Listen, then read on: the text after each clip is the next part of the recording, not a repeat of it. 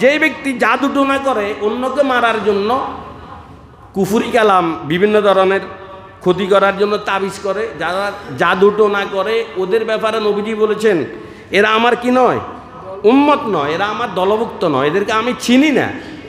যারা জাদু টোনা করে, অন্যের ক্ষতি করার জন্য যারা তাবিজ করে, আমাদের দেশে বহু মেয়ে আছে এরকম, ওনার নামাজ রোজা সব ঠিক, তবে অন্যকে ক্ষতি করার জন্য টিবরার পিছনে দৌড়ে। বিশিষ্ট ইসলামী চিন্তাবিদ ডক্টর ইউসুফ কারজাবি উনি বলেছেন 3 শর্তে তাবিজ ব্যবহার করতে পারবেন। নাম্বার 1, স্পষ্ট আরবি অক্ষরে এই তাবিজটা হতে হবে, দুর্বোধ্য আঁকাঝোঁকা কিংবা কোনো নকশা হতে পারবে না, নকশা আঁকাঝোঁকা হতে পারবে না। দ্বিতীয় নাম্বার, কোরআনের আয়াত দিয়ে হইতে হবে। তাবিজ কি দিয়ে হইতে হবে কথা বলেন? কোরআনের আয়াত দিয়ে হইতে হবে। প্রথম স্পষ্ট আরবি অক্ষর হইতে হবে। দ্বিতীয়তে কি বলেছি? কোরআনের আয়াত দিয়ে হতে হবে। তৃতীয় নাম্বার, তাবিজ দাতা তাবিজ গ্রহীতা এই বিশ্বাস স্থাপন করতে হবে যে ভালো মন্দের মালিক একমাত্র কে, তাবিজের ভালো করার মন্দ করার কোনো কি ক্ষমতা নেই। শুনুন ভাই, যারা আমল করতে পারবেন তারা আমল করবেন।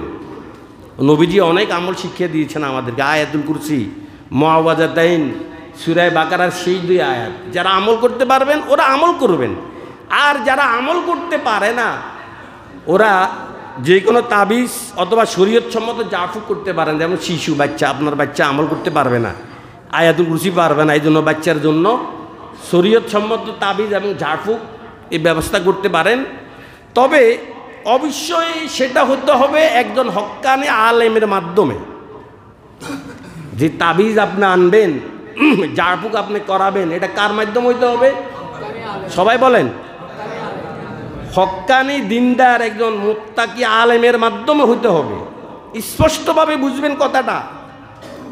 এই ক্ষেত্রে হিন্দু, বৌদ্ধ, মগ, চাকমা, টিপরা অথবা কামরু কামাখ্যা এ ধরনের অমুসলিমদের থেকে তাবিজ গ্রহণ করা মানে ছোট শিরকে জড়িয়ে পড়া। এটা আপনি শিরক করেছেন। হিন্দু, বৌদ্ধ, তারপরে চাকমা, মগ, কামরু কামাখ্যা এদের কাছ থেকে তাবিজ গ্রহণ কখনো করবেন না। অনেককেই দেখি যে হিন্দু দোকানে এরা তাবিজ দেয়, মুসলমানও বসে আছে, আর এ কি কোরআন জানে, এ কি হাদিস জানে, এ কিসের তাবিজ দিবে তোমাকে? নিশ্চয় এখানে কুফরি কালাম করবে। এটা ছোট ছেলেকে আপনি জড়িয়ে পড়বেন। আর কোনো মানুষকে মারার জন্য তাবিজ করা এটা জঘন্যতম অপরাধ। ইসলামী খেলাফত থাকলে তার শাস্তি হতো একমাত্র মৃত্যুদণ্ড। একমাত্র কি? কাদের কাদের? যারা অন্যকে মারার জন্য কি ব্যবহার করে? আবার বলেন, যারা অন্যকে মারার জন্য কুফরি কালাম করে, এটা জঘন্যতম অপরাধ। ইসলামী খেলাফত থাকলে তার একমাত্র শাস্তি কি? মৃত্যুদণ্ড।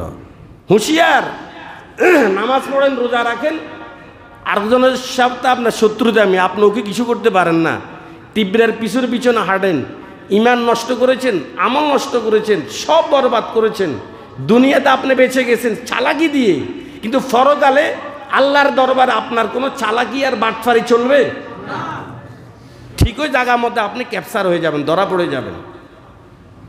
তাবিজ এই নিয়তে ব্যবহার করতে পারবেন। ওষুধ যে নিয়তে খান, আমরা যে ডাক্তারের দোকান থেকে ওষুধ সেবন করি কিনা, ওষুধ সেবন করেন না আপনারা? কোন নিয়তে সেবন করেন? আর কথা বলেন, এটা নয় কথা যে ওষুধের কোনো কি ক্ষমতা নাই। ভালো মন্দের ক্ষমতা কার?